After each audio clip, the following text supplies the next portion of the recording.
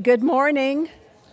Hello, can you hear? Oh, there we go. They're hot. They're live. Good morning, Food Bank of Iowa partners. I am so excited you're here today. I'm Michelle Book, and I'm privileged to be the CEO of Food Bank of Iowa, and I get to work with 42 amazing people, some of whom you'll be introduced to later today. Others are on the road right now delivering to your door.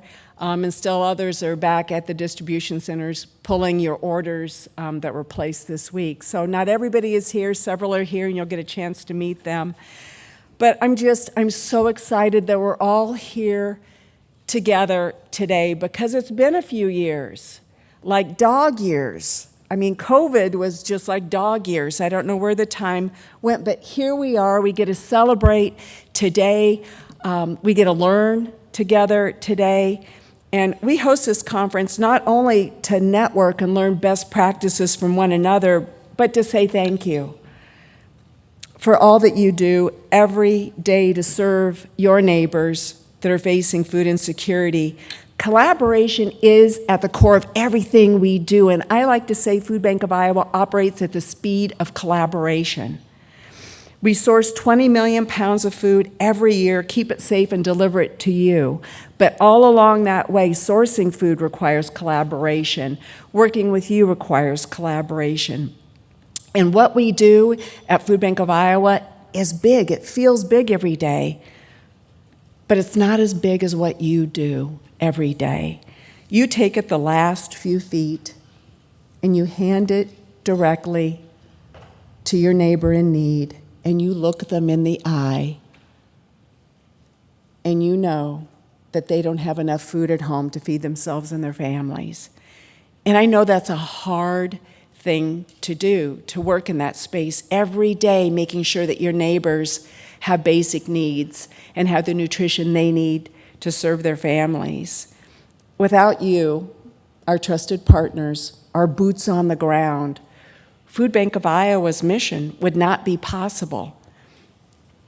So first and foremost, I want to send out a heartfelt thank you. I appreciate each and every one of you and the work you do every day in your community to make sure that your neighbors have food in their cupboard, in their refrigerator, and in their tummies.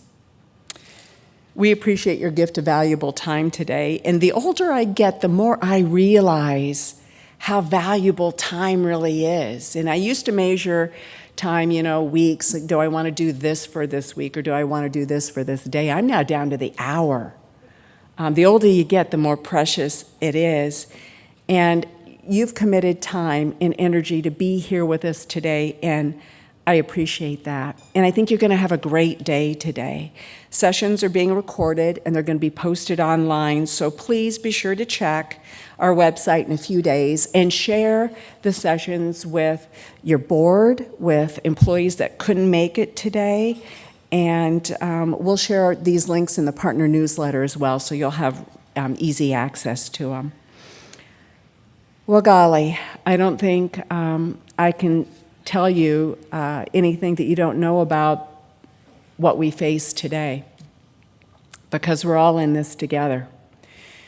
But as you know, it's been challenging. We thought it was challenging leading into COVID. We thought COVID was challenging. But good golly, folks, what we're facing today is bigger and harder than what I felt during COVID. And I don't know how many of you feel the same way, but today is challenging. The need for food assistance in the state of Iowa has never been greater. We saw a massive uptick a year ago as COVID-era assistance ended and inflation skyrocketed. Month after month, even with a 2.7 unemployment rate in the state of Iowa, month after month for the last 12 months, we've seen record-breaking distribution. That means you are making record-breaking distributions. Some of you have reported saying double, triple, some quadruple the number of households that you're serving. Many people, when I ask, Who are you seeing? What's your demographic look like? You're telling me that you're seeing families with young children more than you ever have before. You're telling me you see people living on fixed incomes, senior citizens that have worked hard their entire lifetime, but are now unable to pay for food and medicine, food and heat, food and fuel. Across our 55 counties, together, all of us, we're serving about 170,000 individuals every month, all of us together. Unfortunately, there's no ceiling in sight. At the same time, our costs, like yours and the neighbors at home, have gone up. During the height of the pandemic, more than half of our inventory came from USDA TFAP food. Year to date in 2023, just 15% of our inventory, and you see it on the inventory list on your shopping list, just 15% of our inventory today is USDA. It's about a fifth as much as it was during the apex of COVID. Today, 55% of what we distribute, of what you distribute, is donated, and 30% we purchase. And this is a moving target. Just when you think you might have figured out food banking and food distribution, the environment changes. Something gets shaken up, and we have to adjust. And we've become quite nimble over the course of COVID, and we pride ourselves on being able to adjust and move quickly. But we are buying more food today. Our increase in food budget today over a year ago is 650%. Today we spend 650% more purchasing food. And I think Emily Shear's in the room. Emily, wave. Emily, Ben, is Ben in the room? Ben's out in the hallway, but Emily and Ben are our food sorcerers. We call them food sorcerers because they find food where I don't think it's possible to find food. But we are buying more food. We're buying meat, produce, dairy, pasta, cereal, and we're working hard to get it. We're facing supply chain issues just like everybody.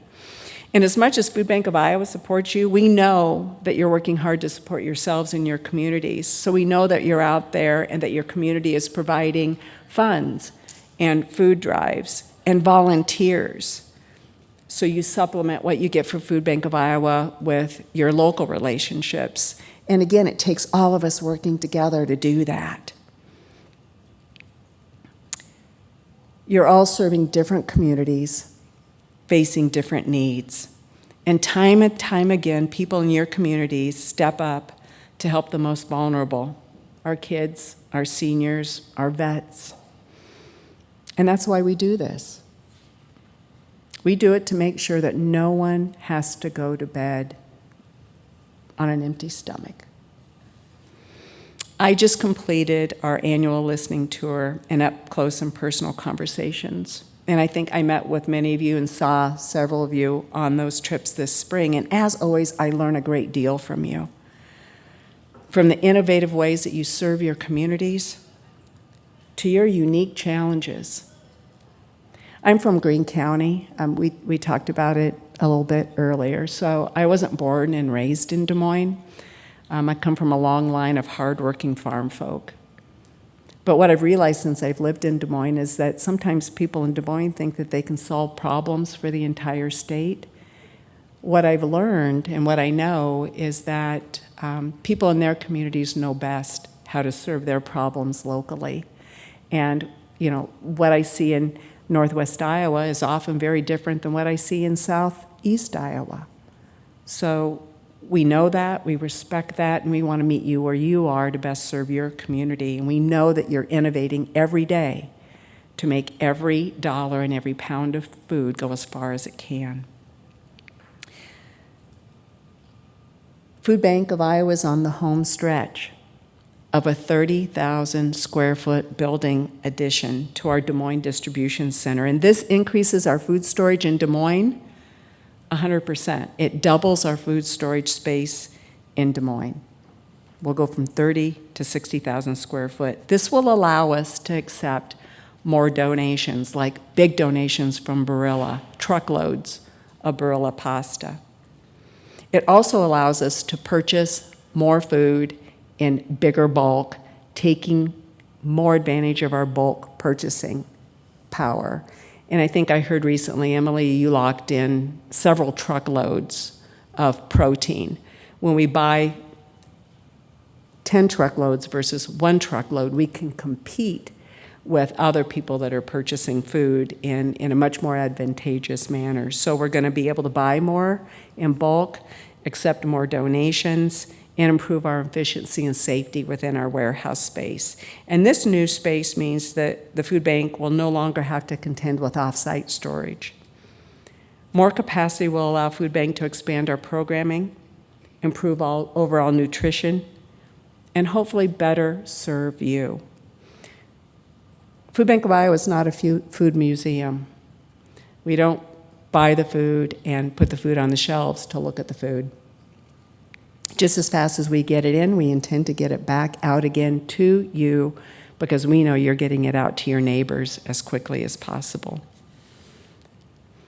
I hope that at the end of the day, as today wraps up, you will have felt like you've learned more about Food Bank of Iowa. You've learned more from your fellow conference attendees. I encourage you to sit with people you don't know and ask them about their operation. How do they serve their neighbors in need? Because in this room, there is an abundance of knowledge and experience. And again, having just come off the tour, I know that how Bruce does it is different than how Alyssa does it. And they're both very successful. So if you get a chance, please, over lunch or other times during the day, ask people, what are you doing? How are you doing it?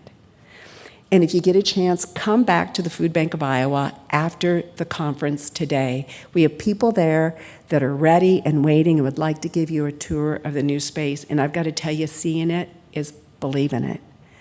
And when I walked in there the other day, there's potential there.